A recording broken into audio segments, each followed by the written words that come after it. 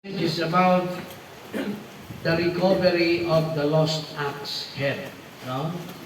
At kung babasahin po natin yung istorya niyan, dyan sa verse 1, ay itong mga servants, yung mga sons of prophet, no?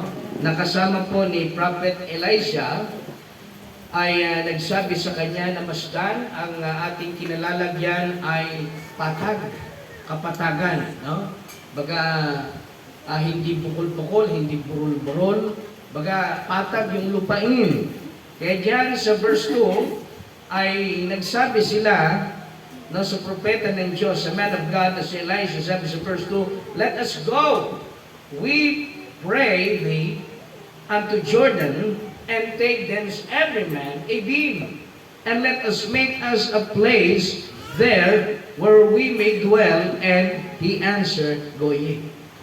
No? Yun ang blessing dito sa mga taong kasama ni Elisha, itong mga sons of prophet. Nandun yung, alam niyo po yung napakagandang ugali, na bago sila kumilos, bago sila magdesisyon sa isang bagay, ay ipinaalam muna nila sa lingkod ng Diyos kung ito ba ay matuwid, kung ito ba ay tama sa harapan ng Diyos. No?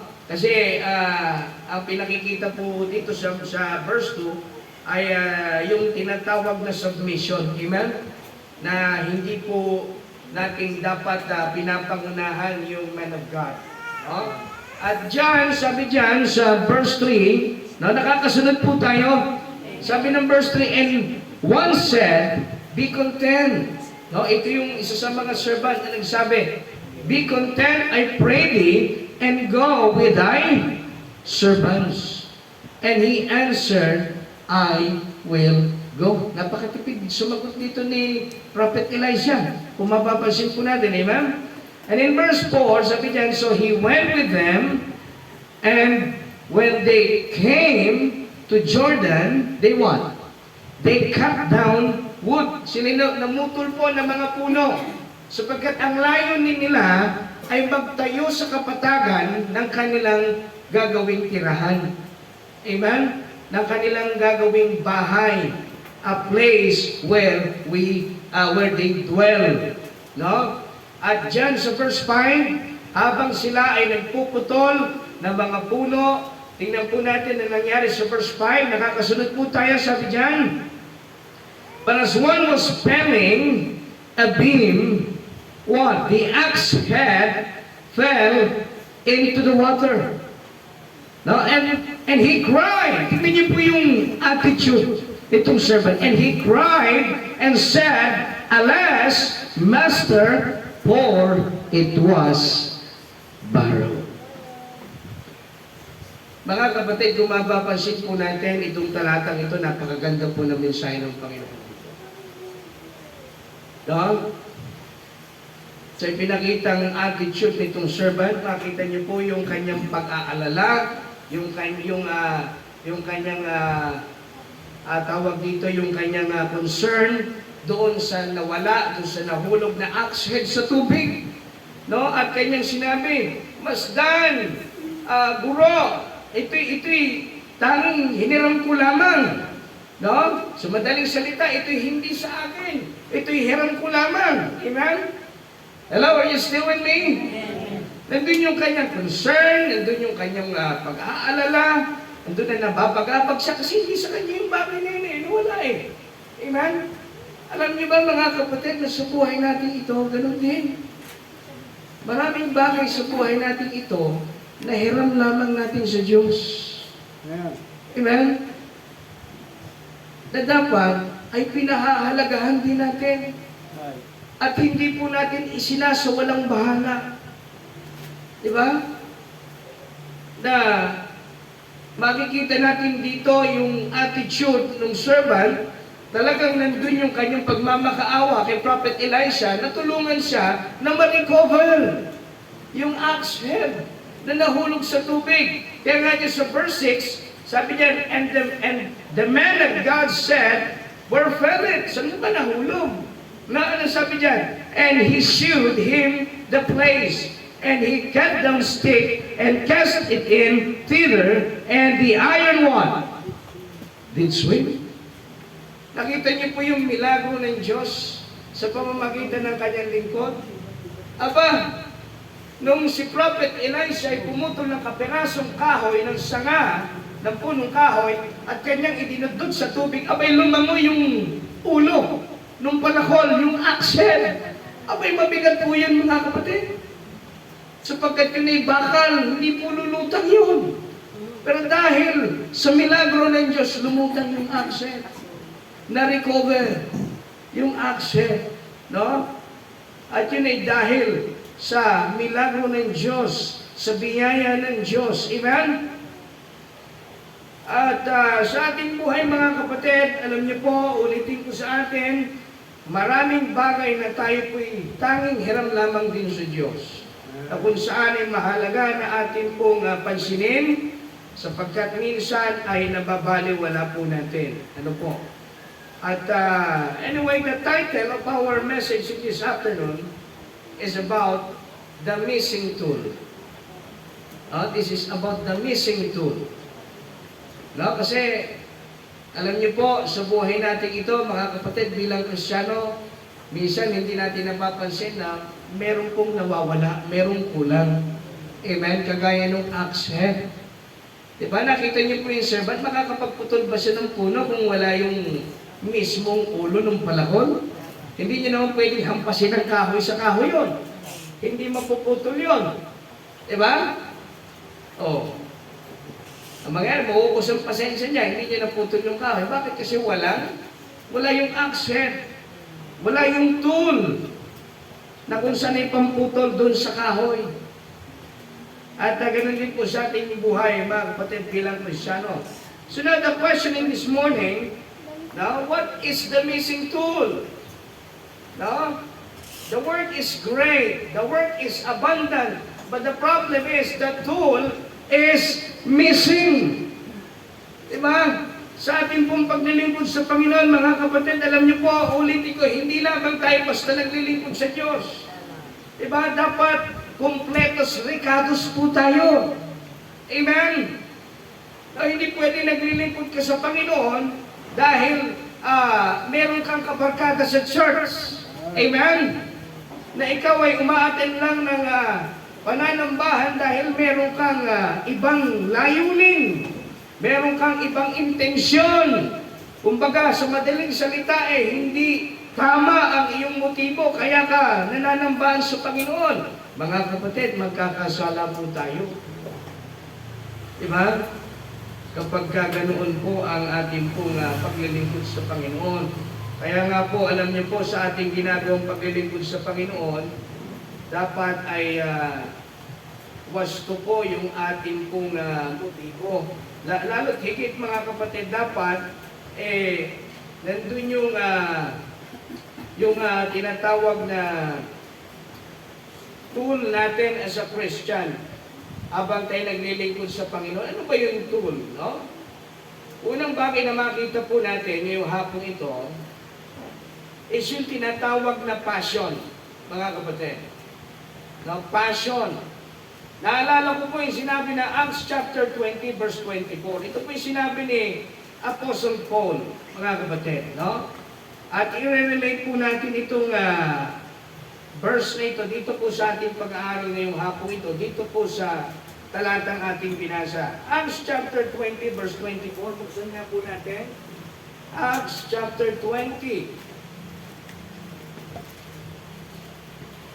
Mahirap po na magpagal sa gawain, no, kung nawawala yung ating pong it is hard for us to do something if the tool is missing. Diba? Mahirap pong gumawa ng isang bagay kung wala po tayong tool.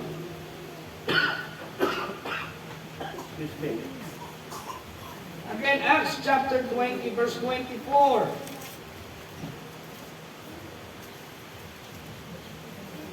Yan, ano pong sabi ng verse 24? Ito po'y sabi ni Apostle Paul ayon sa sulat ni Apostol Lucas. Nandiyan na po kayo sa verse 24. Ang sabi po dyan ni Apostol Pablo sa verse 24, sabi niya, but none, pasinin niyo po But none of these things, what? Move me. No? Sa bungad pa lamang ng pananalita ni Apostle Paul, hindi na matitinag eh, di ba? Diba? But none of these things move me. Neither, sabi dyan, sa verse 24, neither count I my life there unto myself, so that I might finish my course with joy. Amen? And the ministry which I have received of the Lord Jesus to testify the gospel of the grace of God. Kagaya doon sa servant kanina, no, doon sa sons of the prophets, isa sa servant ni Prophet Elisha, makita po natin, yung desire doon sa trabaho, ginagawa nila eh. Gusto nilang ma-accomplish yung kanilang ginagawa. But the problem is, nawawala yung kanyang tool, nawawala yung axe head. Amen? Kaya nandun yung kanyang pag-aalala at sinabi sa kanyang, sa man of God na si Elisha, alas master, sabi ron, binasa natin kanina sa verse 5, nawawala yung axe head. No? Kaya, sabi niya, ito'y hiram lamang, hindi ito sa akin. Well, ganun din dito mga kapatid, sa ating binasa, makita po natin, yung tinatawag na passion. Amen? Sa paglilingkod sa gawain ng Diyos. In the testimony of Apostle Paul, makita po natin yung tinatawag na passion. Amen? Alam niyo ba na napakahalaga po ng passion sa ministry? Amen? Kapag sinabing passion, ito po yung ikaw ay merong pagnanais o pagkagusto dun sa isang bagay na ginagawa mo. Amen po ba? At bilang Kristiyano, mahalagang maunawaan po natin na sa anumang bagay na ginagawa po natin sa ministry, mahalaga na ito ay gusto natin. Amen? Mahalaga na tayo ay masaya na ginagawa natin ito. Na hindi dahil lamang tayo ay napipilitan. Amen? O tayo ay nauubiga na ginagawa natin ang mga bagay-bagay na ito sa ministry para sa Panginoon. Mali po yun. Amen? Kung maglilingkod po tayo sa ministry, sa gawain ng Panginoon, mahalaga na nandun yung passion. Amen? Kapag walang passion, may problema po tayo. Diba? Dahil mahalaga po yung passion sa ministry. Kaya na atin pong binasa dyan sa chapter 20, verse 24 ng Book of Acts, makita po natin yung testimony ni Apostle Paul. Una sa verse 24, makita po natin yung kanyang sinabi, because he has a passion in the ministry na pinakatiwala sa kanya ng Diyos. Tingnan niyo po yung kanyang bunga dyan. Sabi niya, but none of these things move me. Amen? Kaya pinaniniwala yung Kristiyanong may passion sa gawain ng Panginoon, kahit na anong mangyari, hindi mo kayang tinagin yan. Right.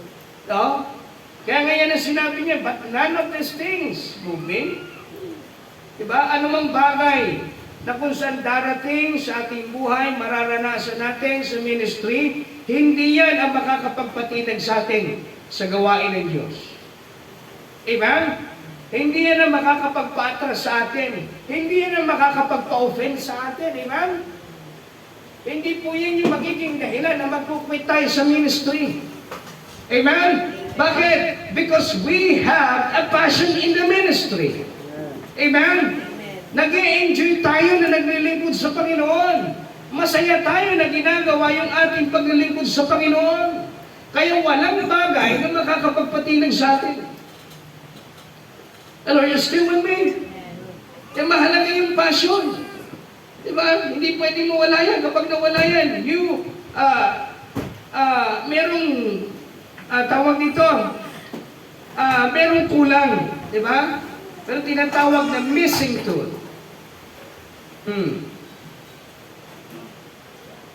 Ayan na po ang ating business.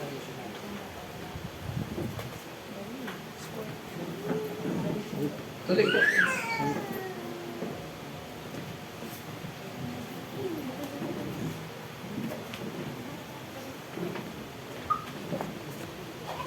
Okay.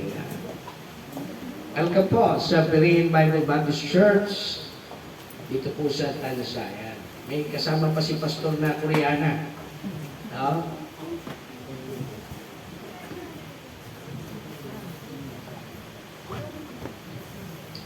Well, Pastor Jeff, thank you so much. Okay. Missionary din ba yan, Pastor? Missionary sa China.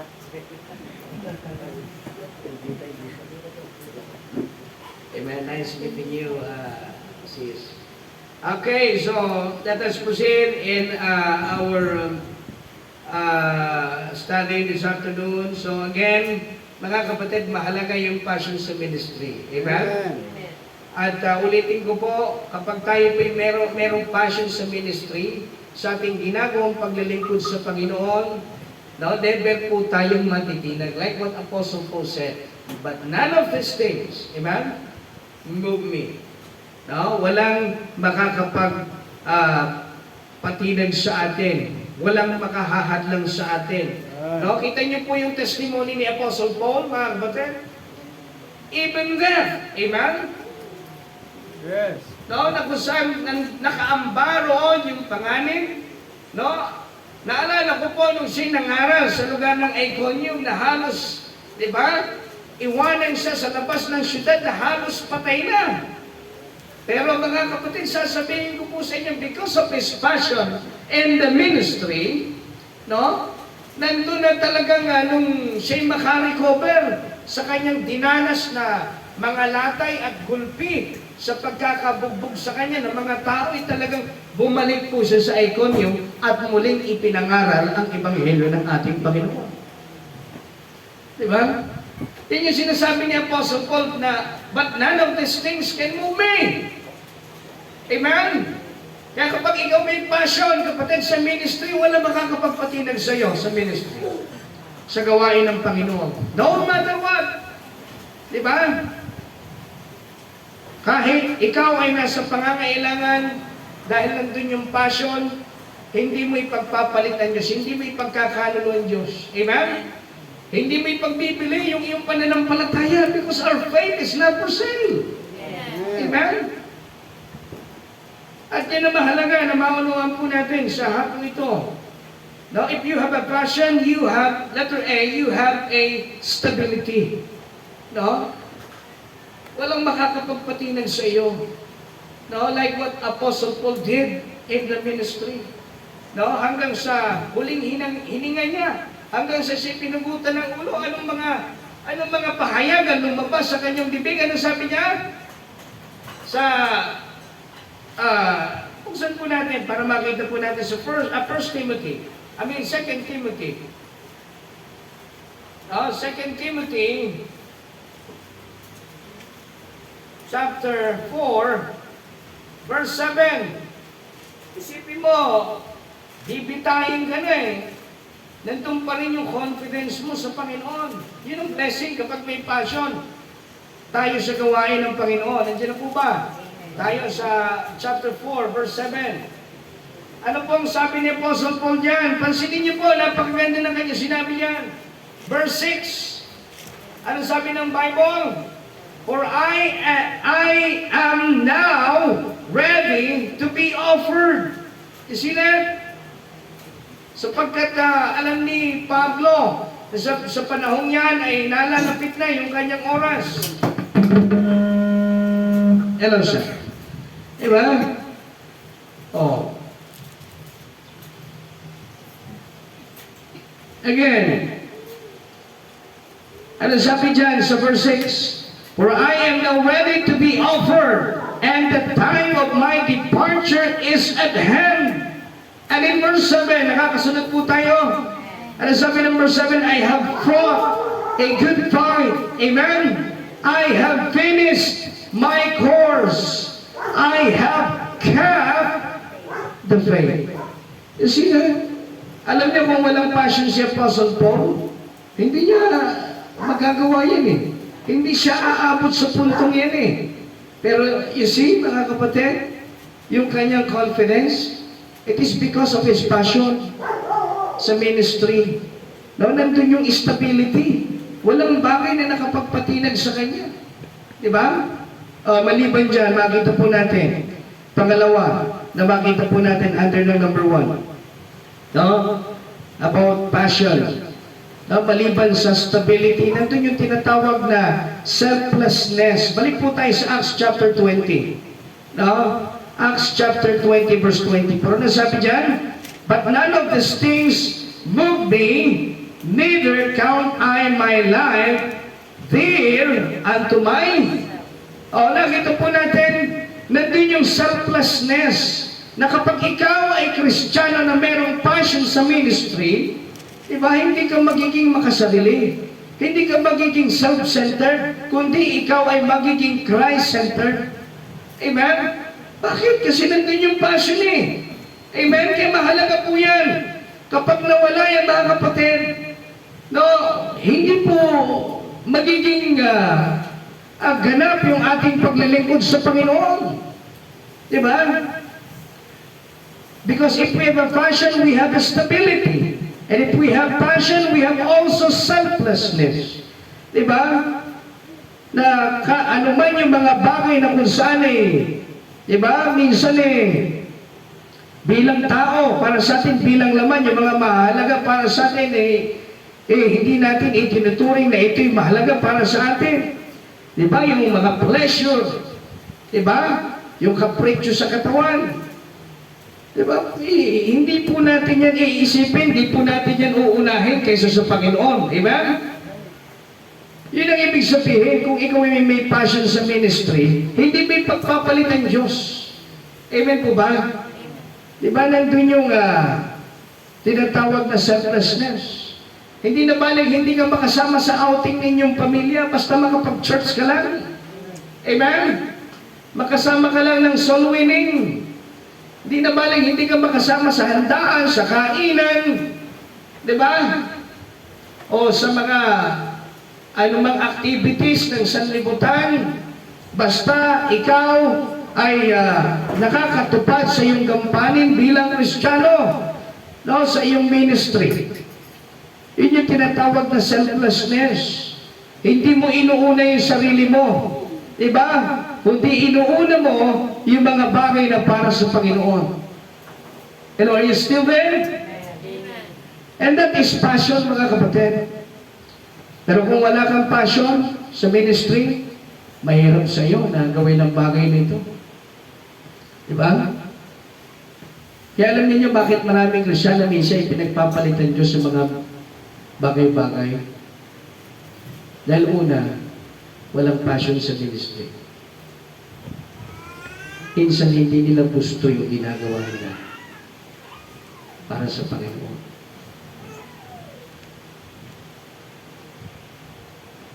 Nga naman minsan, no, mahirap gawin yung isang bagay na hindi ka masaya.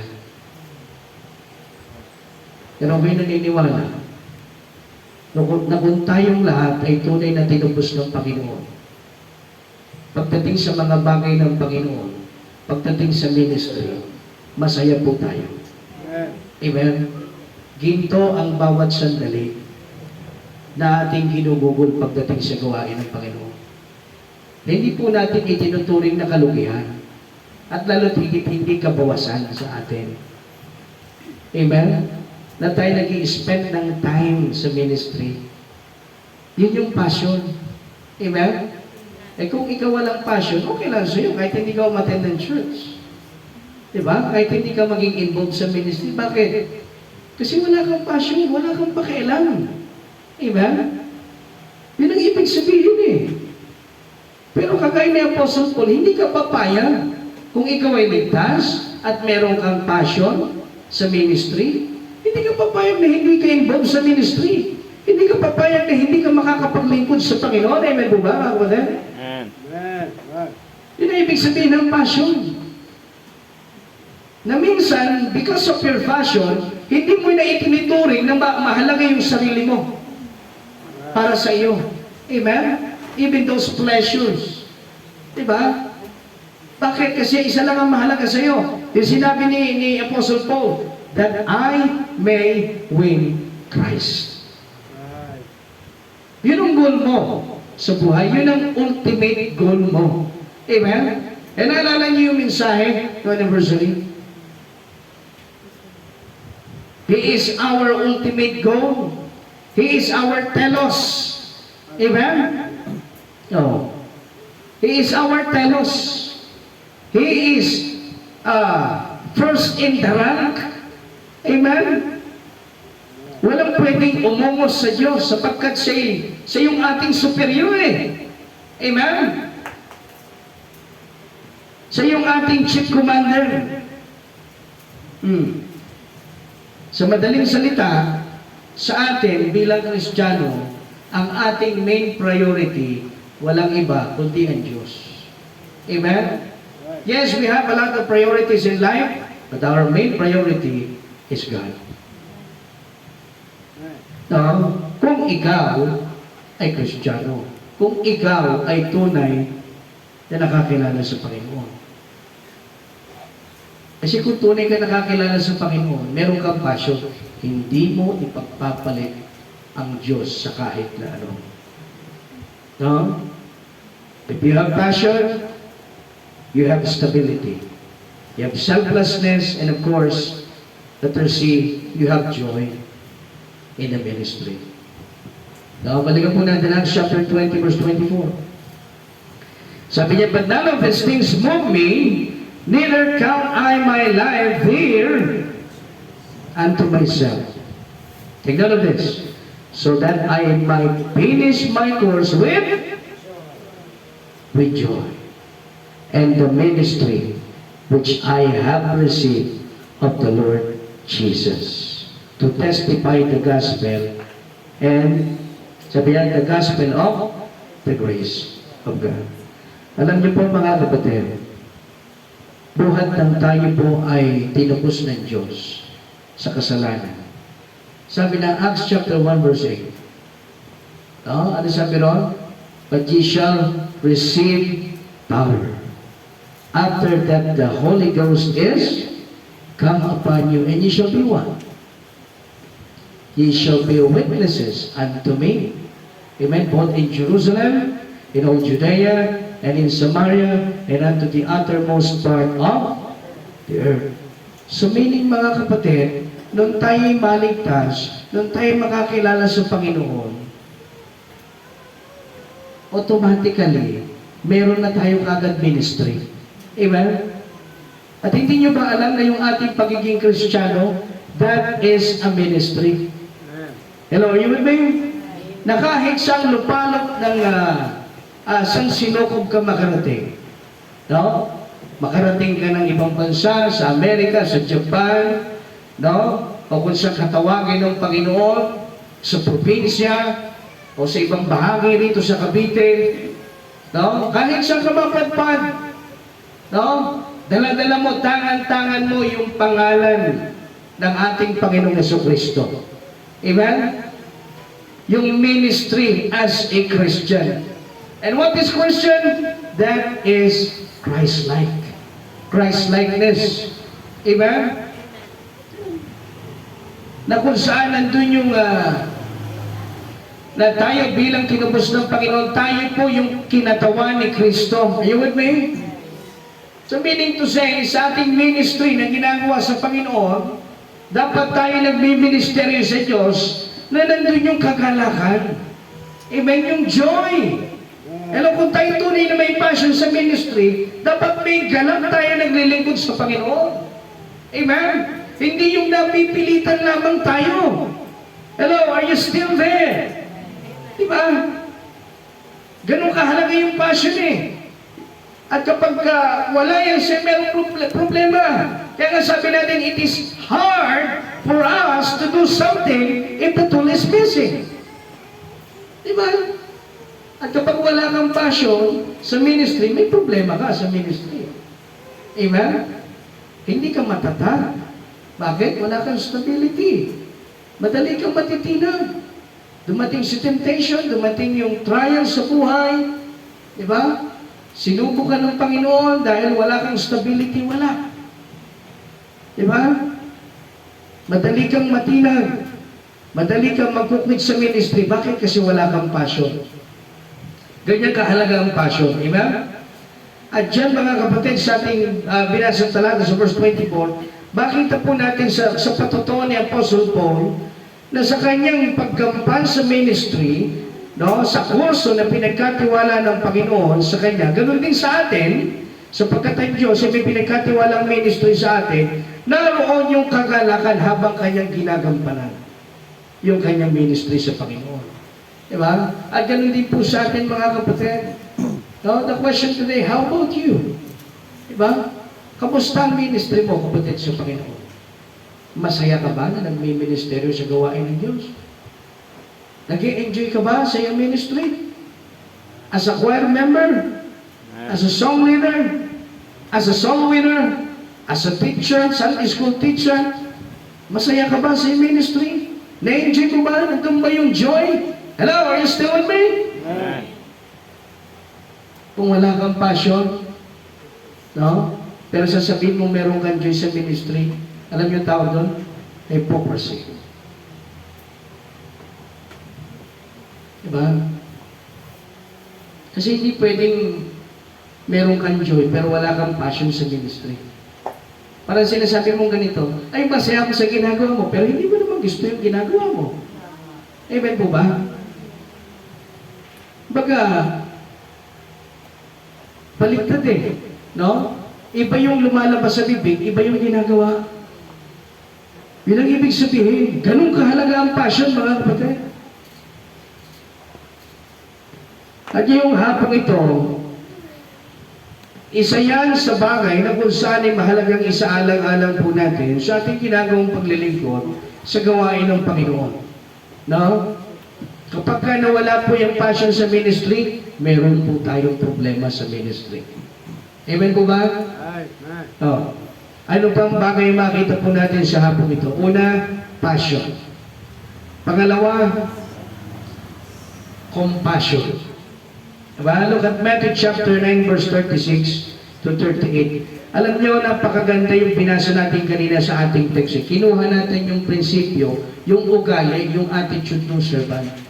At ngayon, na tinitignan po natin yung mensahe ng Panginoon na kung paano po natin ito may apply sa ministry bilang isang Kristiyano. Now, nandiyan na po kay Matthew chapter 9 verses 36 to 38.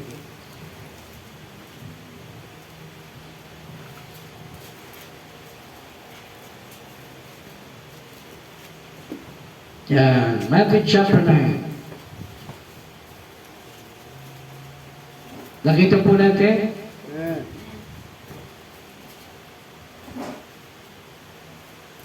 This is a very familiar verse, mga kapatid, sa atin. At madalas na ito pong mga talatang ito ay nagiging tema sa mga church anniversaries. No? At dito, mga kapatid, ay makikita po natin sa verse 36. Nandiyan na po kayo. Ano sabi dyan? But when he saw, siguro mas maganda kung simulan natin sa verse 35. No? Para makita po natin yung ministry ginampanan ng ating Panginoong Jesucristo. Na makita po natin ang ating Panginoong Jesucristo bilang anak ng Diyos. Siya po ang the best na example pagdating sa ministry. No? Verse 35, nandiyan na po kayo? Ano sabi po ng verse 35? Sabi, and Jesus went about all the cities and villages. Hindi lamang city and village, kundi cities and villages. At anong ginagawa ng ating Panginoon sa mga cities and villages? Sabi, teaching in their synagogues and preaching what? The gospel of the kingdom and healing every sickness and every disease among the people. So yun yung ministry ginagampanan ng ating Panginoong Jesucristo during His earthly ministry. At sa kanyang pagmiministeryo sa lupa, ito ang nangyari mga kapatid sa verse 36. No? Sabi sa verse 36, but when he saw the multitude, he was what? He was moved with compassion on them. Nakita po natin, mga kapatid, tayo bilang Kristyano, habang tayo pinagpapalawat sa gawain ng Panginoon, ano man ang trabaho mo, o ikaw man ay estudyante, di ba? Tayo nagmi-ministeryo sa Panginoon sa gawain ng Panginoon, di ba? Kaya nga lagi natin sinasabi, hindi ka lamang basta empleyado, kundi empleyado kang Kristiyano. Diba? Hindi ka lamang basta estudyante, kundi estudyante kang Kristiyano. Bakit? Kasi everyday, 24/7, nagmi-ministeryo tayo sa Panginoon. Diba? Na sa buhay natin ito, inihahayag natin si Kristo. At pag may pagkakataon na ibahagi ang ebanghelyo ng ating Panginoon, hindi po natin palalampasin. Binibahagi ng ating pagmiministeryo sa gawain ng Panginoon. Diba? At habang ginagawa natin ang mga bagay na yun, makikita ba sa atin ang ugaling ito sa verse 36? Again, sabi niya, but when he saw the multitudes, ang Panginoon sa Kristo tinutukoy dyan, he was moved with compassion on them. So habang ang Panginoong Kristo ay nangangaral, habang siya nagpapagaling, nagagumagawa ng mga milagro, nakita niya ang mga tao, ano sabi niyan? Sa verse 36, he was moved with compassion on them because they fainted and were scattered abroad as sheep having no shepherd. Nakita niya na ang mga tao ay naliligaw ng landas. Nagaya ng mga tupa na walang pastor. Yan nandun yung compassion sa ating Panginoong Kristo. Doon makita niya yung madla. Pag sinabing madla, yun ay grupo ng maraming tao. Amen? Ikaw ba, kapatid?